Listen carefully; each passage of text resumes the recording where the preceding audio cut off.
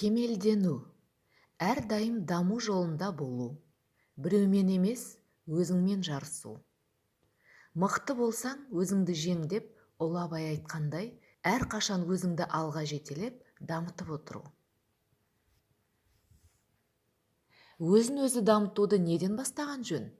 Ең алдымен, әрбір адам өзінің ішкі тұтастығын анықтап алған жөн.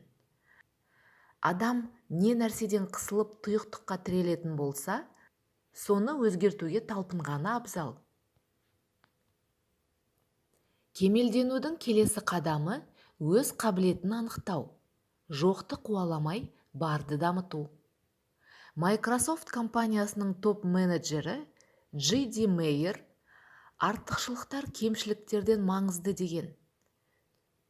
Өзінің кемшін тұстарымен күресуді бір сәтке доғарып, бойындағы артықшылықтарға мән беріп, оны бұрынғыдан да жақсы дамытуға тырысу. Кемелденудің үшінші жолы уақытты дұрыс пайдалану, өмірді жоспарлау. Адам бұл өмірде екі нәрсенің қадірін толық түсіне алмайды. Олар денсаулық және уақыт. Адам кемелденуіне септігі тиетін тағы бір факті – кітап оқу. Кітап оқу арқылы адам өзін әртүрлі салада жан-жақты дамыта алады. Кемелденудің ең маңызды жолы – рухани даму.